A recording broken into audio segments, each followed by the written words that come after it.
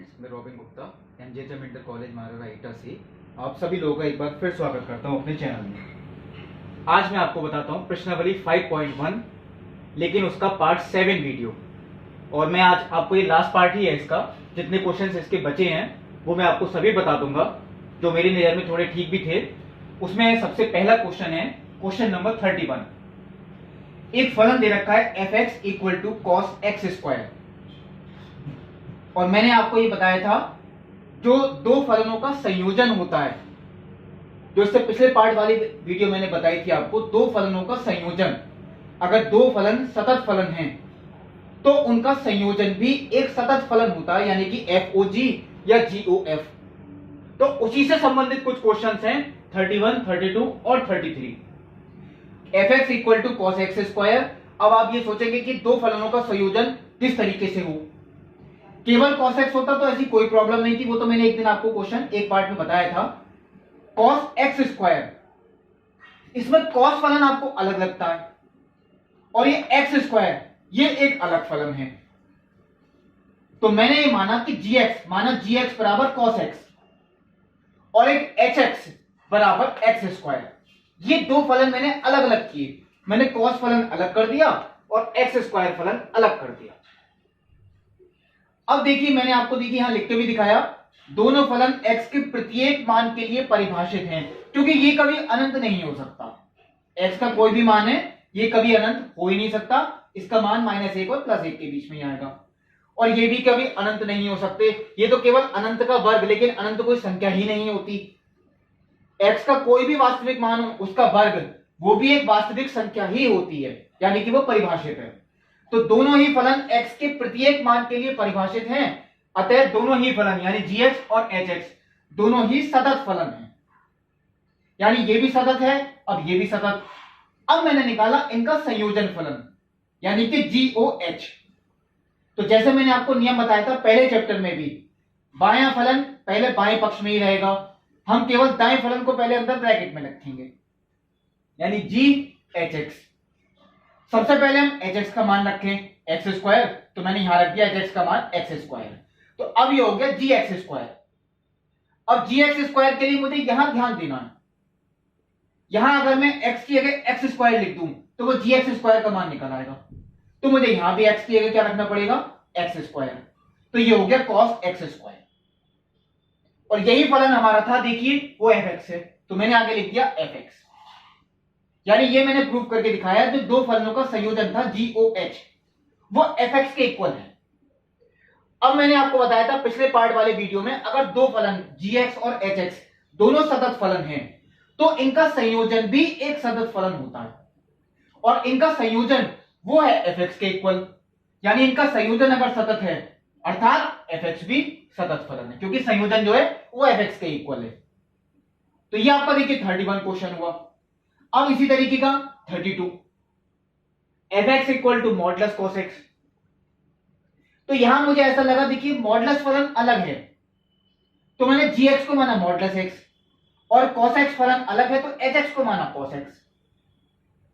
ये दोनों फलन x के प्रत्येक मान के लिए परिभाषित हैं, क्योंकि मॉडुलस भी देखिए x का कोई भी वास्तविक मान रखें हम, ये परिभाषित होगा। लेकिन इसके लिए आपको देखिए, इससे अगला क्वेश्चन जो होगा 34 क्वेश्चन, जब मैं अभी बताऊंगा आपको थोड़ी देर में, तब आपको बताऊंगा मॉडुलस x फलन और hx बराबर cos x ये परिभाषित है। दोनों फलन x के प्रत्येक मान के लिए परिभाषित हैं, तो दोनों ही फलन gx और hx सतत फलन हैं, यानी ये सतत हुए। अब देखिए मैंने इसी का संयोजन निकाला, GOH का मान g ऑफ hx, तो hx किसके इक्वल है, cos x के, मैंने hx की जगह cos x लिख दिया। अब मुझे निकालना है g cos x, तो मुझे x की जगह cos x रखना पड़ा, तो यहां भी मुझे x की जगह cos x रखना पड़ा, यानी मॉडुलस cos x, और ये किसके इक्वल आ गया, fx की। यानी मैंने प्रूव किया इनका जो संयोजन था वो fx के इक्वल है। अब ये दोनों खुद अगर सतत फलन थे तो इनका संयोजन भी कैसा होगा, एक सतत फलन, और संयोजन यानी क्या है, fx, तो fx भी सतत फलन है। अब देखिए 33 क्वेश्चन, मैंने केवल हिंट दिए आपको, बाकी आप पूरी लैंग्वेज इसकी ऐसे ही लिखें। ये साइन मॉडुलस x कुछ इसी तरीके का हुआ cos x स्क्वायर की तरह, क्योंकि यहां साइन x फलन अलग है, इसे मैंने gx माना, मॉडुलस एक्स अलग है, इसे मैंने एच एक्स माना। अब मैंने इनका संयोजन निकाला जी ऑफ एच एक्स, तो पहले एच एक्स का मान रखा मॉडुलस एक्स, तो जी मॉडुलस एक्स। अब मैंने मॉडुलस एक्स जब यहां रखा यानी जी मॉडुलस एक्स, तो उसका मतलब हुआ साइन मॉडुलस एक्स, और साइन मॉडुलस एक्स किसके इक्वल है, एफ एक्स की। यानी दो फलनों का संयोजन वो एफ एक्स के इक्वल था। अब ये खुद अगर सतत हैं तो देखिए मैंने आपको बताया था साइन एक्स भी एक सतत फलन होता है और मॉडुलस एक्स भी। तो ये लाइन मैंने आपको लिख के नहीं दिखाई है, आपको खुद लिखनी है। अब बाकी एंड वाली लाइन ये भी आप खुद लिख सकते हैं। ये तीनों क्वेश्चन मैंने आपको ही बता दिए, तीनों के तीनों 33 आप कंप्लीट करना है, थोड़ी लैंग्वेज मैंने नहीं लिखी है। अब देखिए मैं आपको बताता हूं question number 34, f x equal to modulus x minus modulus x plus 1। ये फलन के लिए पूछा गया है। देखिए क्वेश्चन नंबर 34 में ये किन बिंदुओं पर यानी एक्स के किन मानों के लिए ये फलन असतत हो सकता है। तो सबसे पहले आप मॉडुलस की जो परिभाषा होती है वो आप बिल्कुल सीखें कि ये फलन इस तरीके से जो मैंने लिखा ये कैसे परिभाषित होता है। तो ये मॉडुलस एक्स की परिभाषा क्या है, आप मॉडुलस एक्स सही सुने केवल, बाकी मॉडुलस के अंदर चाहे कुछ भी लिखा हो वो इसकी बेस पे ही बन जाएगा। Modulus x equal to x, यदि एक्स बड़ा है या बराबर है 0 के, और modulus x equal to minus x, यदि एक्स छोटा है 0 के। अब आप ये सोचेंगे कि मॉडुलस का मान तो हमेशा पॉजिटिव होता है, तो ये तो सही लिखा है लेकिन नीचे नेगेटिव क्यों कर दिया। अब एक बात ध्यान से देखें आप, यहां एक्स पॉजिटिव है और मॉडुलस के अंदर अगर कोई पॉजिटिव संख्या होती है तो उसका उत्तर पॉजिटिव यानी वो खुद आता है, इसमें तो कोई ऐसी प्रॉब्लम वाली बात नहीं है। जैसे मॉडुलस 5 है तो उसका उत्तर 5 आएगा, यानी एक्स का मान 5 था तो यहां भी 5 आएगा, एक्स ही आ गया। लेकिन अगर मॉडुलस के अंदर माइनस के 5 है, क्योंकि एक्स यहां पे नेगेटिव है, मान लो मॉडुलस के अंदर माइनस के 5 है तो भी तो उसका उत्तर प्लस के 5 आएगा। यहां पे एक्स का मान खुद माइनस के 5 है, तो जब माइनस की माइनस से गुणा करेंगे तभी तो उत्तर आपका प्लस के 5 आएगा। या मैं ये ऐसे समझा सकता हूं, यहां पे एक्स खुद नेगेटिव है तो माइनस के एक्स वही तो पॉजिटिव होगा, ये ऐसा समझ सकते हैं। अगर एक्स खुद नेगेटिव है तो माइनस की जो एक्स होगा वो पॉजिटिव होगा, तो मॉडुलस एक्स का उत्तर इस कंडीशन में माइनस के एक्स होता है। अब ये फलन देखिए 0 पे चेंज होता है, तो हम 0 पे ही चेक करके देखेंगे, बाकी पे चेक करने की कोई जरूरत ही नहीं है। बाकी पे तो हम लिख के दिखा भी देते हैं कि एक सतत फलन है। तो x बराबर 0 पर बाईं पक्ष सीमा, x बराबर 0 पर दाईं पक्ष सीमा। अब x बराबर 0 पर बाईं पक्ष सीमा, तो जैसे मैंने आपको बताया था x के जिस मान के लिए निकालते हैं वही यहां पे आएगा, बस बाईं पक्ष सीमा के लिए माइनस का चिन्ह और दाईं पक्ष सीमा के लिए प्लस का चिन्ह। ठीक इससे अगली लाइन में लिमिट h टेंड्स टू 0 ही होगी, वो देखिए मैंने यहां भी लिखा लिमिट h टेंड्स टू 0।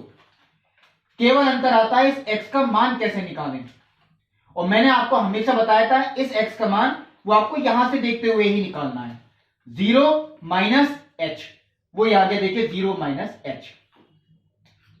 अब इसका मतलब है देखिए 0 से छोटी संख्याएं, तो ये x छोटा है 0 से, ये हम इसलिए लिख लेते हैं ताकि हम ये पता लगा सके कि मान हमें कौन से फलन में रखना है, ऊपर वाले में या नीचे वाले में। x छोटा है 0 से ये लिखा है, यानी हमें मान इसमें रखना है। तो अब इसमें मुझे x की अगर रखना पड़ेगा 0 माइनस एच, 0 माइनस एच का मतलब तो देखिए माइनस एच ही हो गया, क्योंकि 0 से फर्क तो कोई पड़ेगा ही नहीं। तो माइनस एच मैंने यहां रखा, माइनस तो एक बाहर था, x की अगर रख दिया माइनस की एच, क्योंकि x का मान तो ये है, तो माइनस माइनस क्या हो गया प्लस। अब इसमें मैंने x का मान 0 रखा तो वो 0 आ गया। अब देखिए दाईं पक्ष सीमा, मैंने कहा था दाईं पक्ष सीमा के लिए हमें x का मान रखना पड़ा 0 प्लस h, और इसका मतलब है x बड़ा है 0 से, क्योंकि 0 से बड़ी संख्याएं हैं, x बड़ा है 0 से वो ये लिखा है। तो मुझे इसमें x की अगर रखना पड़ेगा 0 प्लस h, यानी कि h, मैंने सीधा h रख दिया और h का मान 0 था तो मैंने इधर 0 लिख दिया। अब आता है x बराबर 0 पर फलन का मान, तो x बराबर 0 इस पर फलन का मान वो 0 ही आएगा, क्योंकि मुझे x की अगर सीधा 0 रख के निकालना है, वो 0 आ गया। ये तीनों देखिए बराबर, यानी x बराबर 0 पर एक सतत फलन है, और मैंने कहा था बाकी के लिए चेक ही नहीं करना, इसका मतलब ये होता है अतः मॉडुलस x के सभी मानों के लिए एक सतत फलन है। ये एक अलग क्वेश्चन हो गया, आपका बोर्ड में हो सकता है केवल ये क्वेश्चन ही आ जाए, सिद्ध कीजिए कि f x equal to modulus x एक सतत फलन है। अब आता है देखिए दूसरा, मॉडुलस के अंदर एक्स प्लस वन। तो इसकी परिभाषा भी हम ऐसे ही बनाएंगे। हम x की अगर x प्लस वन अगर रखें तो यही क्वेश्चन हो जाएगा। मैंने यहां x की अगर रख दिया x प्लस वन, तो यहां भी x प्लस वन आएगा और यहां भी x प्लस वन, वो देखिए मैंने यहां लिख दिया। यानी modulus x plus one equal to x plus one और modulus x plus one is equal to minus x plus one. अब इसकी कंडीशन क्या है? पहली कंडीशन x बड़ा है या बराबर है जीरो के, लेकिन मैंने यहां x की जगह क्या रखा था? x plus one. इसका मतलब x प्लस वन बड़ा है या बराबर है जीरो के, यानी मॉडुलस के अंदर जो भी फलन लिखा है वो पॉजिटिव हो। और एक बार यानी नीचे मॉडुलस के अंदर जो भी फलन लिखा है यानी कि h प्लस वन वो नेगेटिव हो। ये फलन देखिए इसी तरीके से परिभाषित हुआ। अब इसे मैं अगर सॉल्व करके लिखूं तो मैं वन को इधर ले गया, यानी x बड़ा है या बराबर है माइनस के एक से, और इसका मतलब हो गया x छोटा है माइनस के एक से। अब ये फलन मुझे बाकी मानों पे नहीं देखना, केवल किस पर चेक करना है? माइनस के एक पे। तो माइनस के एक पर बाईं पक्ष सीमा, माइनस के एक पर दाईं पक्ष सीमा। माइनस के एक पर देखिए x का मान माइनस एक, तो यहां पे देखिए x tends to minus one. बाईं पक्ष सीमा के लिए माइनस का चिन्ह आ गया। माइनस एक पर दाईं पक्ष सीमा देखिए x का मान माइनस एक, बस दाईं पक्ष सीमा के लिए किसका चिन्ह? प्लस का चिन्ह। x का मान देखिए वही आएगा हर क्वेश्चन में, लेकिन अगले स्टेप में limit h tends to zero ही होगी। Limit h tends to zero वो मैंने यहां लिख दिया। अब देखिए बाईं पक्ष सीमा, मैंने कहा था बाईं पक्ष सीमा के लिए हम जब x का मान निकालें वो यहां से देखते हुए निकालेंगे। माइनस के वन माइनस, ये तीनों चीज ऐसी कॉपी कर दी, माइनस वन माइनस h अपनी तरफ से लगा दिया। यहां भी देखिए माइनस वन प्लस h। इसका मतलब है x छोटा है माइनस एक से, और इसका मतलब है x बड़ा है माइनस एक से। अब देखिए x छोटा है माइनस एक से, वो चीज आपकी यहां लिखी है, यानी मुझे इसमें मान रखना है। तो बाहर वाला माइनस देखिए मैंने ऐसे ही छोड़ दिया, अंदर वाले x की जगह रखा माइनस वन माइनस h, और प्लस के वन यहां छोड़ दिया। माइनस वन से प्लस वन कैंसिल, माइनस के h बचा। माइनस माइनस क्या हो गया? प्लस के h की जगह जीरो रख दिया, ये जीरो आ गया।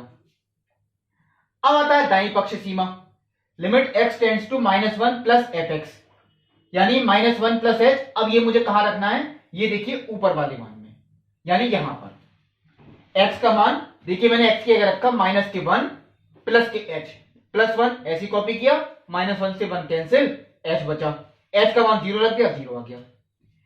अब आता है x बराबर माइनस एक पर फलन का मान। फलन का मान निकालेंगे, देखिए जहां बराबर का चिन्ह हो, तो मैंने सीधा यहां माइनस एक रख दिया, माइनस एक प्लस एक, जीरो आ गया। तीनों बराबर हैं, यानी माइनस एक पर ये सतत फलन है, तो बाकी मानों पे भी सतत होगा ही, वो देखने की जरूरत नहीं होती। यानी मॉडुलस x प्लस वन एक सतत फलन है। अब देखिए ये बात आती है, ये पूरा फलन एक सतत होगा या नहीं। तो मैंने आपको कल बताया था, अगर दो फलन सतत फलन होते हैं तो उनका योगफल भी एक सतत फलन होता है, और उनका अंतर भी एक सतत फलन होता है, उनका गुणनफल भी एक सतत फलन होता है। तो यहां तो आपको केवल अंतर ही दिया है, तो ये तो हम सीधे लिख देंगे, तब दोनों एक सतत फलन है। अतः modulus x minus modulus x plus one भी x के प्रत्येक मान के लिए एक सतत फलन होगा। आपका क्वेश्चन हो सकता है बोर्ड में ऐसे आ जाए, यहां माइनस की जगह प्लस दे दें, तो ये भी एक सतत फलन होगा। बुक में माइनस दे रखा है, आपका ऐसे भी आ सकता है। तो ये मैंने आपको दोनों इसमें बता दिए कि योगफल और अंतर, दो फलन अगर सतत हैं तो उनका योगफल और अंतर भी एक सतत फलन होता है। अब ये पूरी प्रश्नावली आपकी यहां समाप्त होती है। अगली प्रश्नावली यानी 5.2 ये मैं आपको अगले वीडियो में बताऊंगा। तब तक के लिए नमस्कार।